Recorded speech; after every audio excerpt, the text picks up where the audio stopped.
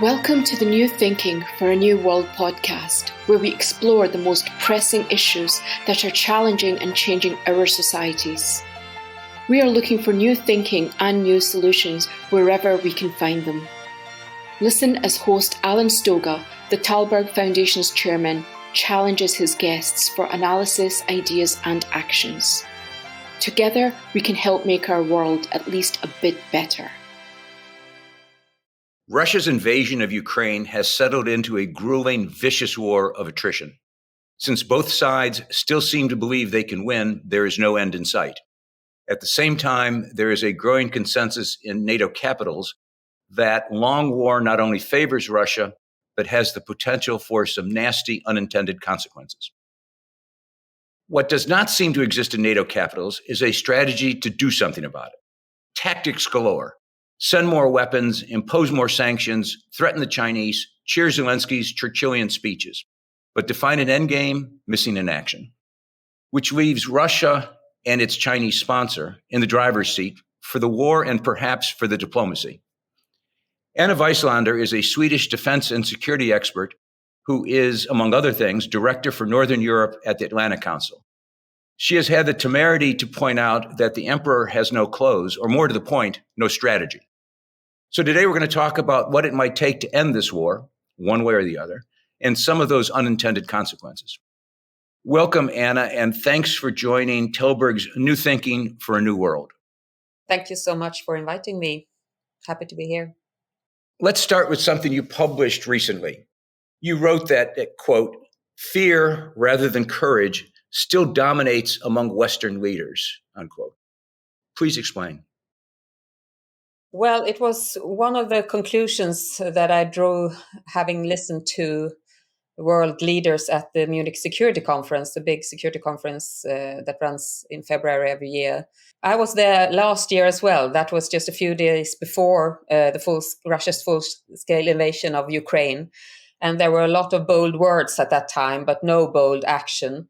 A lot of things have happened since, but I had expected much more where we are at the moment with the war in Ukraine, given Western unity that, we have to stand by Ukraine for as long as it takes. That's one of the rhetoric. Ukraine will win and all of this. But I was still, and I am still lacking bold actions and a strategy ahead to kind of make sure that this is what will happen in the future.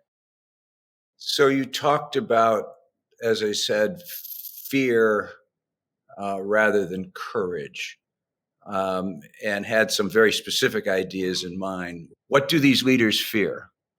Well, I think they fear along 4 dimensions as I see it. And the first fear is the fear of escalation. And connected to this is the big debate that we have had in the West on which kind of arms to send to Ukraine. And there is a fear that just the mere signal that we would send this or this weapon system, take for instance jet fighters or the tanks, will cause Russia to escalate the situation. And among those fears are, of course, the American fear of a nuclear escalation, which Russia has threatened with a couple of times during this conflict already. But then there is the more hidden fear, which you can sense, for instance, in Berlin, but I would say perhaps challenge a bit, and that you can find it in Washington as well. And that is, if we send all kinds of weapon systems and weapon systems that could reach into Russia, can we trust the Ukrainians that they will do this in a responsible way, or will their actions lead to an escalation that the West then will have to handle? So it's an escalation risk in 2 dimensions, I think. One dimension is mere signaling, and the other dimension is what if something would really, happen, and can we trust the Ukrainians in this regard? And then, so that is one fear, and that has dominated a lot of the discussion, and it has led to a complete lack of strategy, I think, I would argue, when it comes to what kind of weapon systems would we deliver. I usually take this analogy with Sweden. If Sweden were attacked by Russia, we would be non-aligned as well, as it looks now at least. And the West would unite and say, we will support you, we will stand by you for as long as it takes. But, you are not allowed to use your jet fighters. And you're not allowed to use your long-range missile systems to hit back. And we will not provide you with anything like it. So how well can you actually fight back? And do you really support a country the way you say you do when you give this when you tie the hands to the back? So we need to, I think, to discuss this much more openly. Secondly, I would say there is a fear of having Ukraine in the European family, as we call it. So this was a rhetoric that was heard a lot in Munich, that not least from the EU side, where Ukraine has gotten a fast track for the candidacy status, and that Ukraine is part of the European family. And you can hear similar kind of phrases in the NATO context as well. But when you really scratch on the surface, there is, I think, a lot of hesitation and no real roadmap on how to proceed on this, because there needs to be changes in the rule of law and levels of corruption. Ukraine, who is pushing for a quick accession process, realizes this as well. But there is no clear, honest debate in Europe on how to do this. There were various propositions there. You can include Ukraine and then work on things, or how to do this. I think there is a lack of honesty, and when it comes to NATO, I think there is an open door policy, but really to include Ukraine quickly, if there would be a necessity for that, we are not ready for that discussion at all, and you could not hear it. So that's another big fear of really letting Ukraine into the European family, so to say. So there's two fears: fear of escalation, and, in a sense, fear of Ukraine. Fear of Ukraine's success. We'll come back to that, but put air quotes on the word success. What are the other two fears that you worry about? Then there is fear, and this kind of divides Europe a bit. There is a fear of a defeated Russia. And that has to do, not least, you can hear it from French President Macron, who has said that on several occasions, that, Russia, of course, needs to be defeated in Ukraine. He doesn't want to see a Russian win in Ukraine, but Russia cannot be crushed. And this kind of goes back a little bit to the European concert thinking in Europe, I would say, where you have some kind of implicit balance, as you did in the 19th, early 20th century, between the great powers of Europe and, France, Germany, Great Britain, and Russia would be included in that. And if you have too much of a defeated regional power, that power risks coming back in a revanchist mood, as did Germany after World War I, for instance, is a common analogy. And that's not only France. You can hear that kind of thinking on continental Europe, but you don't really say it. So you say that, these kind of nuances that needs to be defeated or not crushed. And when you compare that to the fourth fear that I recognized, and that is the quite opposite fear, and that's the fear of a defeated Ukraine, which is the other camp, you can say, the more eastern camp in Europe, those countries with a historical experience of Russia or the Soviet Union, and how Russia and or the Soviet Union occupied territory in the Baltic states, Eastern Europe, Poland, and so on. And there, of course, there is a fear that if Russia is not stopped in Ukraine, Russia will only have appetite for more and be encouraged to continue this aggressive expansion of its sphere of interest, and that they might be the next targets. So that these two are almost opposite fears, but they need to be dealt with within our common European frameworks, and that's a challenge. I want to come back to some of the specifics that you referenced, but first to put it in context. During the Second World War, the big three met regularly to define war aims, to agree on strategy. No one else had much of a say. The French weren't there. No one was there. But today, the West seems to suffer, at least with regard to decision-making, from a surfeit of democracy. Too many countries, too many leaders, some with as you've just suggested, some with fundamentally opposed views and perhaps interests, all of them in the room, in a sense. Is this any way to fight a war? Well, it's a difficult question because, of course, you have to. We are democracies, and we have to acknowledge public opinion in this regard, and that brings a kind of I think both a hesitation and also a short-term perspective to the issues that becomes problematic, because the politicians tend to look at the next opinion polls all the time, and how you overcome it. I think it really requires political leadership, and you can hear these kind of discussions as well, but not perhaps among the most leading countries. But for instance, Prime Minister Kallas of Estonia, I think, has been a clear voice on this.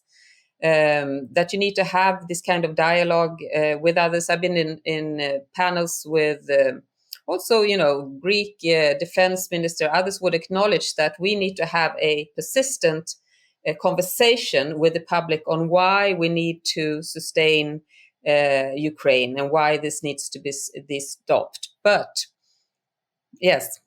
But I'm less worried about the public and more worried about the absence of a decision-making framework. I understand that the leaders of the Baltics, who are on the front line, after all, have very strong views and they fall into the camp you described earlier of the most aggressive solutions.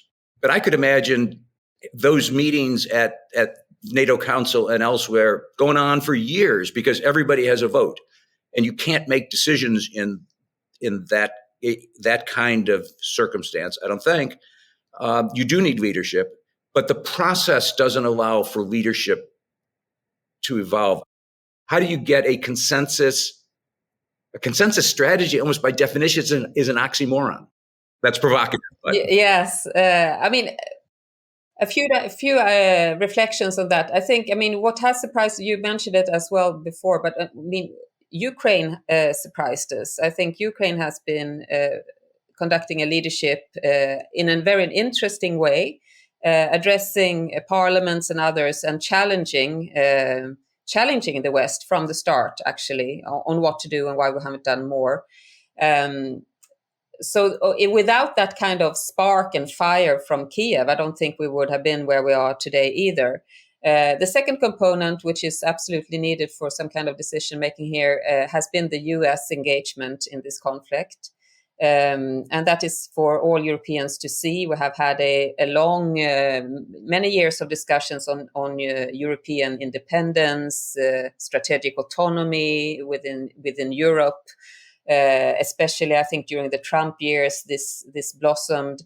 When there was both a feeling that perhaps the U.S. interest in Europe was not that big, and there were also disagreements on how to move forward politically, not least.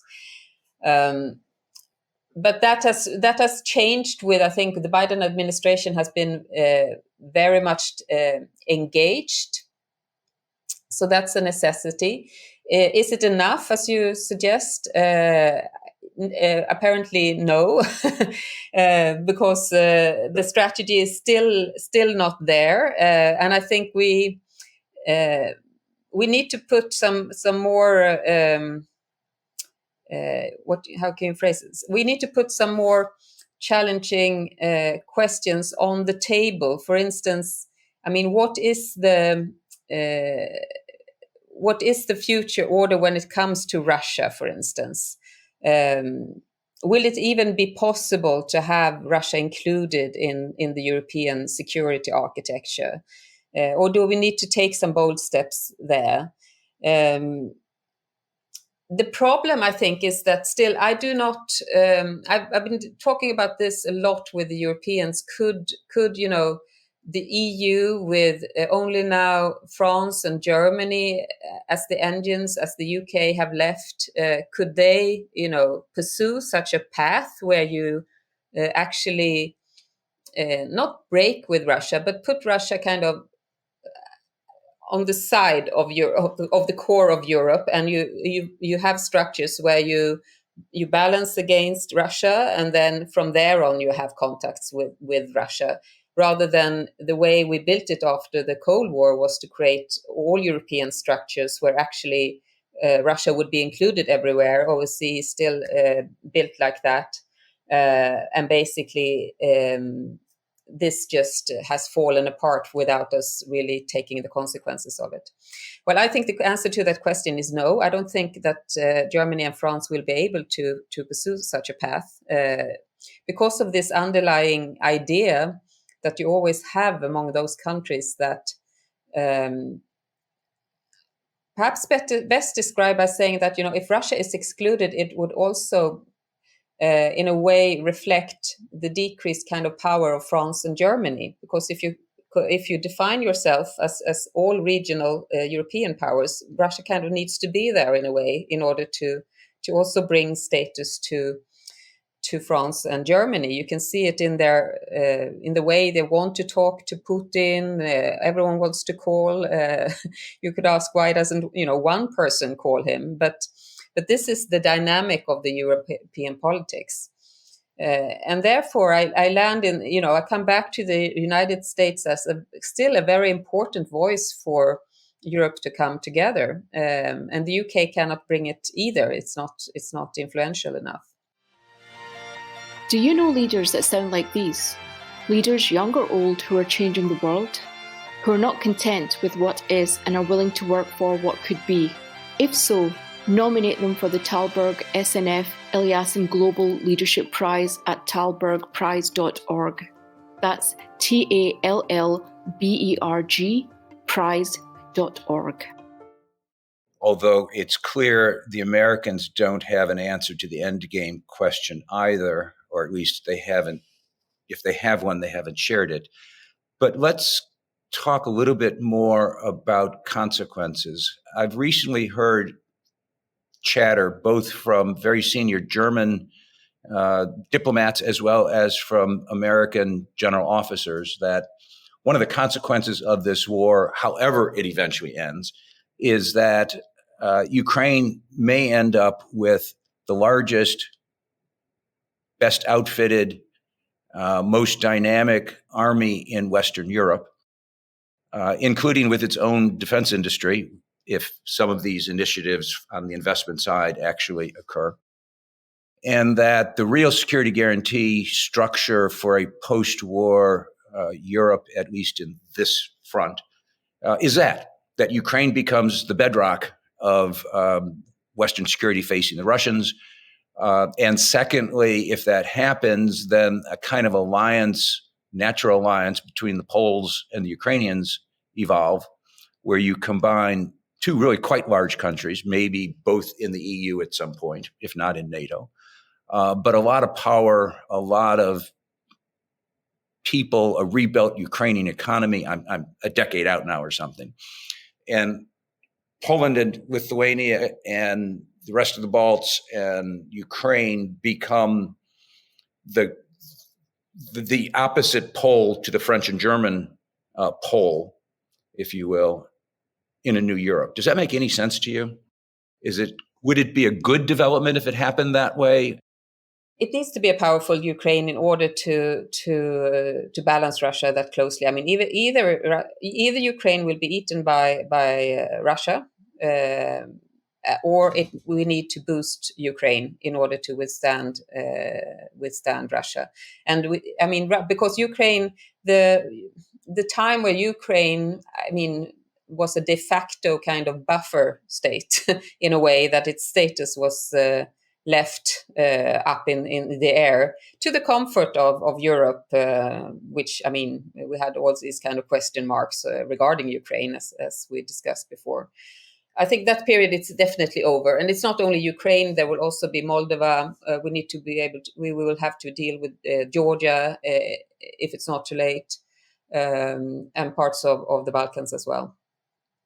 And that means that it needs to be boosted from within. You can look at the way Finland built itself after the end of World War II, for instance. Now they had a special pact with the Soviet Union, but still they had sovereignty, even though little space of maneuver. But they built themselves strong military and prosperity from within, and also solidify their democratic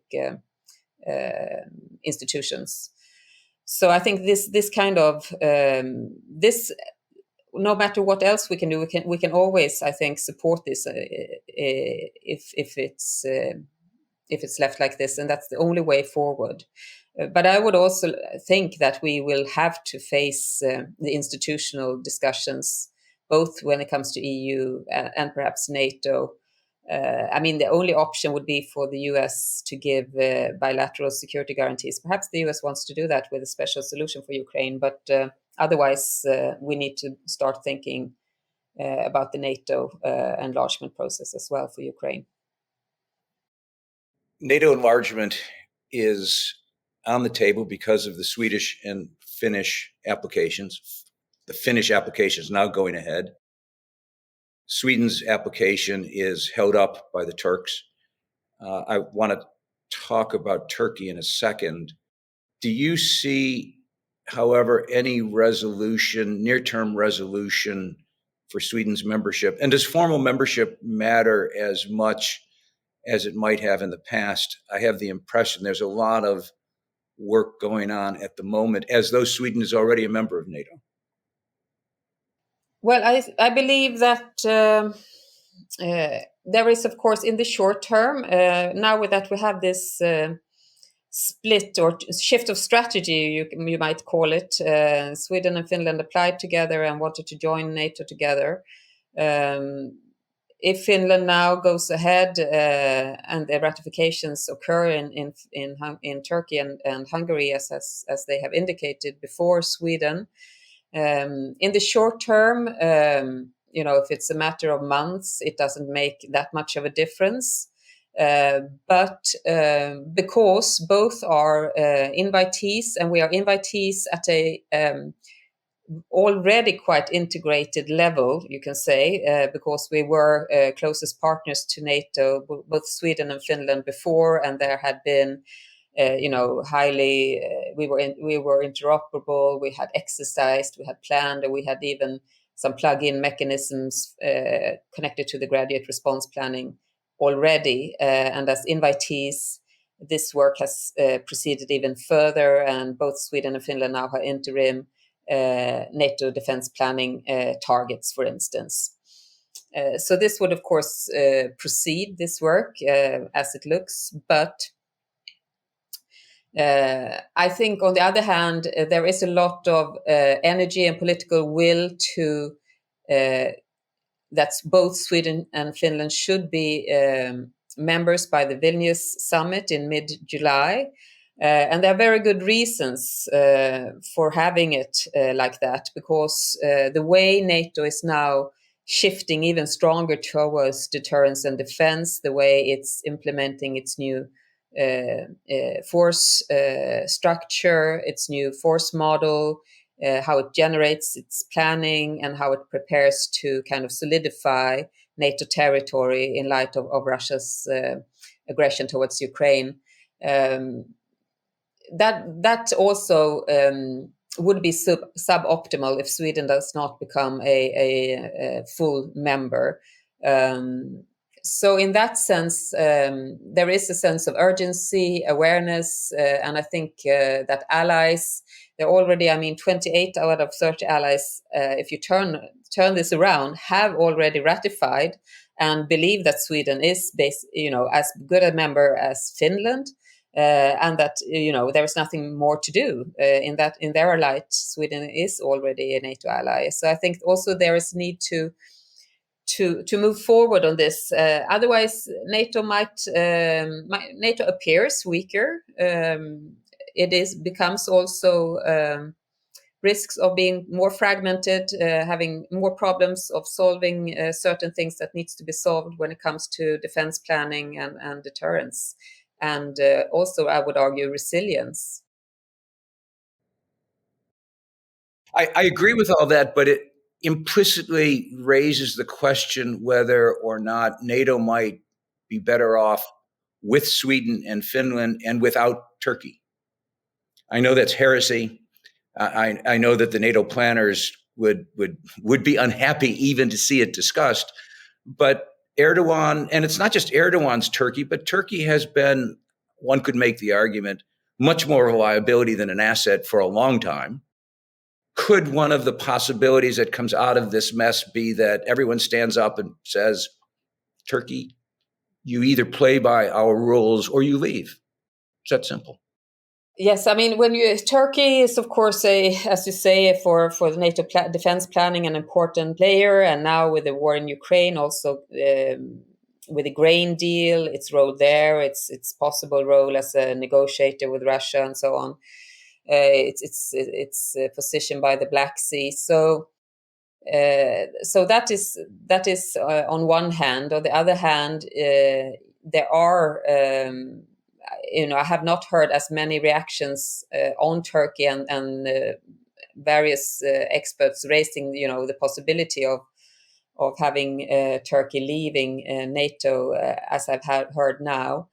I don't see it coming in a realistic way, but.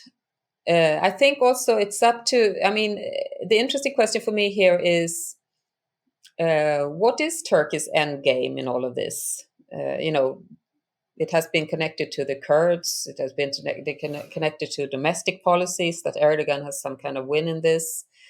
But as this behavior continues, if it continues to weaken NATO, and it creates this wedge that only basically Russia profits from, since it's a fragmented, weakened NATO. And you have Hungary as well with its close ties to Russia. Then, of course, also the most difficult questions needs to be asked around this. Let's just for a second move to the far north. I know you've done a lot of thinking and work on security in the Arctic, and that is the other space, or another space, where present, certainly future confrontation with Russia is entirely possible. The Russians have enormous resources deployed up there, the West somewhat less so. It goes back perhaps to your question, it goes back perhaps to your observation earlier that there is this question of how to engage with or confront Russia after this war. The assumption underlying most of the policies in the high north was that we'd all work together on the Arctic. Is that still possible in a world that has been ripped up by this war? Well, the Arctic is special, as you say. There has always been this or there has been for long ambition to have low tensions in the Arctic, and to be able to work together, those Arctic countries. And since Russia is the biggest Arctic country, there are, of course, good reasons for that when it comes to search and rescue and the sea lanes of communication and all of that.